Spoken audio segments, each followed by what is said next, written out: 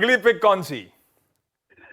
वित्तीय क्षेत्र को पसंद किया है हमने, और यहाँ पर से भी अगर आप देखने जाए तो मेरे ख्याल से मैं गलत नहीं होऊंगा ये कहने में कि भारत की सर्वप्रथम निजी क्षेत्र की सबसे बड़ी बैंक जिसका विलय बहुत बड़ा होने वाला है, मेरे ख्याल से जुलाई अगले महीने तक हो जाना चाहिए, एचडीएफसी बैंक लिमिटेड, ये हमने पसंद किया है। और एक प्रकार से अगर आप यहाँ पर भी देखें तो एक लंबा इतिहास रहा है इस बैंक का पूंजी खड़ी करने में लंबी अवधि के निवेशकों के लिए, और हमें जियोजित में लग रहा है कि वित्तीय क्षेत्र आने वाले कई समय तक आउट परफॉर्मिंग करता रहेगा, और वहां पर निजी क्षेत्र की बैंक्स ज्यादा प्रभावित होगी आउट परफॉर्मेंस।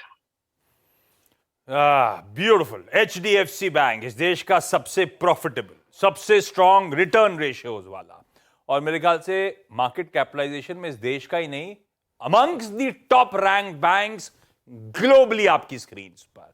और अब जिस पेरेंट के थ्रू आया था एचडीएफसी लिमिटेड, आज उसी को अमेलगमेट करने के लिए, उसी को अब्सॉर्ब करने की तैयारी कर रहा है। 1950 के टारगेट्स। राजेश सर, दूसरा रामबाण कौन सा?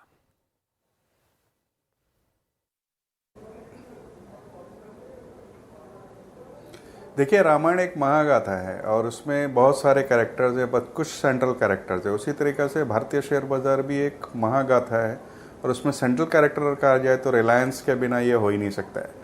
तो रिलायंस के साथ जाना चाहूँगा। सारे ही प्लेटफॉर्म अच्छे चल रहे हैं, फिर ओटीसी हो, रिटेल हो, जियो हो।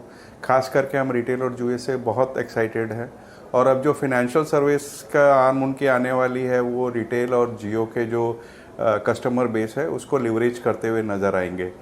18,040 स्टोर थे इनके रिलायंस रिटेल के, और हर क्वार्टर में 800 साढ़े 800 स्टोर जोड़ती है। हमें लगता है ये स्टॉक आपको आदि से अनंत तक बिल्कुल आपके पोर्टफोलियो में होना चाहिए। रिलायंस इंडस्ट्रीज, डिस्क्लेमर आ जाएगा स्क्रीन पे। इस चैनल का स्वामित्व प्रबंधन इसी कंपनी के पास है, तो एक बार जरा सा किसी से चर्चा कर लीजिएगा, किसी वित्तीय सलाहकार से, अगर कोई लॉन्ग टर्म के लिए इन्वेस्टमेंट का आइडिया वाकई बना रहे हो। अमरीश सर, अगला पिक कौन सा? अच्छा, अगला पिक है एशियन पेंट्स, जो मार्केट लीडर है पेंट्स में for the last 54 years. Double करता है top line every 5 to 6 years, और ऑन अ 3 ईयर बेसिस देखें तो एशियन पेंट्स ने इंडस्ट्री को भी आउट परफॉर्म किया है with strong volumes of CAGR of 20%, और मार्केट शेयर भी इन्होंने काफी गेन किया है। एग्रेसिव प्रोडक्ट लॉन्चेस प्लान किया है। रिटेल टच पॉइंट्स करीब 5,000 रिटेल टच पॉइंट्स ऐड कर रहे हैं एवरी ईयर। और दूसरे जो बड़े हाउसेस लाइक जीएसडब्ल्यू और ग्रासिम ने पेंट्स में एंट्री लिया है, शायद छोटे पेंट कंपनीज को इससे इफेक्ट होगा। Asian paints will not be affected at all. और FY25 का मेरा अनुमान है ईपीएस का करीब 66 का, और यहाँ पे टारगेट मेरा बनता है 3,960। 3,960 का लक्ष्य। 1942 में एक छोटी शुरुआत, और आज हम सब जानते हैं एशियन पेंट्स का दबदबा।